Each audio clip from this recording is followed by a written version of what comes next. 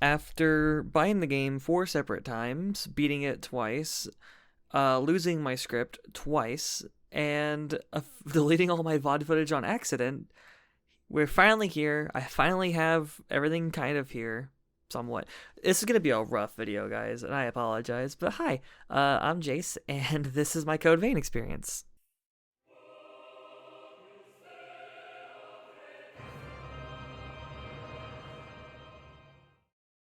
So let's go where it all began. Code Vein is a game that came out in 2019. It's a Souls-like, but not actually, and it's pretty alright.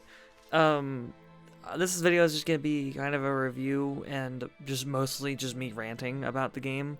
And if you see any of the footage on screen and think, hey, this looks cool, you should probably go play the game for yourself, because my entire playthrough comes down to what everyone else would call a skill issue. Let me explain. So, there's a parry mechanic in the game, like every Souls game has. I suck at it. I'm pretty sure the game would have been a lot more fun if I could have gotten it down, but just didn't want to. So I went around with a Grand Slam Grand Hammer and decided to just bonk everyone on the head and never occasionally pulled out a sword and, stabbed a couple things. Code Vein, on the surface, it's a very nice story with a very beautiful soundtrack, by the way, and some really great voice acting. The story involves basically, hey, there's a queen that used to, exist, and then the queen's now dead, and ever since she died, this miasma kind of appeared in this dome, and everyone inside the dome is like a vampire, kind of, but there's still a couple humans around, and they're hunted and sucked with all their blood and whatever. They're used for fodder. It's kind of awful. We are a special kind of vampire whose blood can revive, I think what they're called, blood springs, and they produce blood beads, which are what everyone is looking for, and that's what they feast off of, so that they can just keep living and not, lose their mind. It's like Bloodborne with a couple extra steps, except don't drink the blood, but this time we're drinking it. So, our blood removes miasma, and we pair up with a gang of people, best boy Louis, and second best boy Yakumo. Those are who I companioned with the entire game through. And you just essentially go through the game, fight a couple big things, and just try to figure out the mystery behind the miasma, what happened, and can you stop it, basically. Combat-wise, the game is I want to say it's a slower Bloodborne, is how I would explain it to a friend, because you have access to all these weapons. You have great swords, hammers, great axes, spears, you have sickles sometimes, and I think there's daggers, but not actually. But also your armor is contained to this thing called blood veils, and blood veils are just your armor pieces. Most of them have different resistances to different things. Usually that's how I did it. I'd go up to a boss, die a couple times, like, oh, they use this debuff, so put on the armor for whatever debuff I'm up against and just go whoop ass, There's a few other ones, like there's a coat that I can't say the name of because YouTube, that is a pure glass cannon build. It's a lot of fun. You should definitely try it if you get a chance. And I went through the game with the Queen Slayer hammer and blade, if anybody was wondering. And a different mechanic I thought was really cool was there's these things called blood codes. And throughout the game, you collect these things called vestiges, where it's like memories of old, other people. So if you collect the entirety of their vestige, path, you can unlock a new blood code that gives you different stats and efficiencies with whatever weapon with additional skills. And the more vestiges you go and collect, the more skills you get to unlock for the class. It's a very cool system. I thoroughly enjoyed it. Leveling for this game wasn't awful. I definitely had some times where I was like, wow, I'm like a level 120 and I'm still getting my ass kicked. What the fuck, So it's just some of those things. But it was fine. I got through the game with somewhat relative ease until a specific boss we'll get to here in a minute, because I'm still trying to keep it somewhat spoiler-free.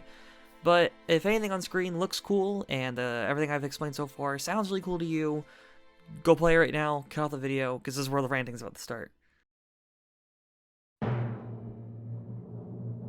Ladies and gentlemen, boys and girls, give it up for Jace Kuda! And on this week's episode, it's a skill issue. Game is a pure skill issue. My personal ranking of the game is probably on the lower side compared to other people. Is it a game I'd play again? No, never fucking again. Would I recommend it to people? Yeah, I think it's cool. Hence the video. Couple complaints. One, parrying is jank as fuck. I understand that they tried something with the different blood veils. That is, it's different timings per which one. My personal favorite executions were whatever the one that looks like it crucifies them in the air. Footage on the screen, probably. And that was a lot of fun. I've never missed an Orlando in my life, and that was a sentence I never thought I'd ever say. The cathedral is one of the worst level designs I think I've seen in gaming. That's a lie. That was really harsh. I apologize for anyone. That's a lie. Cathedral is confusing to me. I got through it fine. It took me about maybe 2-3 hours to get through it, but holy shit, I had some issues just getting through it. But once again, skill issue. Just how I feel about it. I bet you it was easy for other people. That's just me. Hardest boss trophy goes to the fucking double boss near the end of the game. I've never been more infuriated. I even summoned a third person and still got my ass kicked. What the fuck is that about? Also shout out to that like one person that was up at like 3 in the morning who decided to come in and help me kill that boss, dude. I summoned them 4 times in a row. They were the only person up. That's the only person I kept picking up. It was so cool. I didn't use a summon mechanic for majority of the game. My companion throughout the entirety of the game was Louis, but not. I think it was up until that double boss. It was Louis, and then I swapped to Yakumo when my friend in Discord was like, "Hey, you tried Yakumo yet?" And I was like, "No," because I've just been running through with Louis the entire time, and Louis has like a small chance to just uppercut people into the air, and I just get more hits off when he does that. So I thought it was really cool. And the hammer was doing a lot of the heavy work. I definitely got off easy on this game. I definitely just... I banged my head into the wall until something worked, essentially. You know, that double boss is awful. I think I thoroughly hate that double boss. The coolest enemy award for rant... This is my rant. Coolest enemy was probably those cathedral guys. Even though, like, it was the ones that teleport up into the air and slam down. The ones that just teleport were really, really cool. Those guards are really... I love their design, and it's so beautiful. Also, the soundtrack is a fucking masterpiece. It's on my playlist now with like Expedition 33, and I have the Bloodborne soundtrack and some of the Persona soundtracks and stuff. Like, it's all... I'll probably share my list at some point for like video game soundtrack. Oh, I should make a video game soundtrack video. Point is, soundtrack's wonderful. Whoever that vocalist is needs a raise. She was beautiful through the whole game, and while I disregard the gameplay aspect of this game because I didn't really enjoy it, it was honestly, I was just getting tired. I binged the game, don't get me wrong. Like, I just went through the game for like 8 hours a day and like just grinded through it, but like the story for the game is really, really good. I love the story. I love collecting the vestiges. It was like my favorite part, and then getting to go through their backstories and look through it. The music would be playing, and you get to see like bits and pieces of it, and then you get to connect it all together, and then you get to eventually, you know, in order to get a true ending, spoilers if anybody's still watching, you have to collect all the vestiges in an area and then kill the boss for the last 4 people, Lord Vessel style, right? I missed one vestige through my entire playthrough, and it was fucking Nicholas. Nicholas is the only one I missed, and I didn't know how to get the true ending until I think it was like 2 bosses before. One of my buddies piped up and went, "So you gonna get the true ending?" And I was like, yeah, I fucked it everything, because I went back and got Nicholas after I killed the boss, because I found it like when I went back for it. But I basically went back and just cleaned up before I finished the game, you know, like normal people do. And my buddy's like, "Hey," I'm like, "Yeah." He's like, "Did you know that you need to collect all the vestiges before you kill the boss?" And I was like, "No." I've never been so fucking upset in my life. Oh my god, I was off by 1, dude. Ugh. So I got the normal ending where you sit on the throne, 40k style, and just like take over all the pain and whatever. And then I went through the game again on New Game Plus, and then went and got the true ending, which was, in my opinion, is so worth it. The game is a lot sadder than I thought it would be. It's just some of those stories hit really hard, especially who was it? Names. I suck with names. Louis' sister kind of hurt me a little bit, and Yakumo's little military friend. I'm sorry, to the community, I don't know names. I wanted to. I could have probably just looked it up, but then this rant shit is not authentic, and we're gonna scuff our way through it type part. We're working on it. We're working on making official content, making it quality. I promise I'm working on it. Just, this is the most scuffed I have. Well, let me go on a rant real quick. I bought this game 4 separate times. I need everyone to know.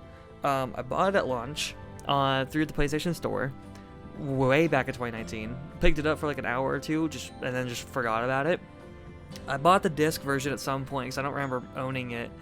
And then turns out, by the way, when I went to go do DLC, my copy is from the UK.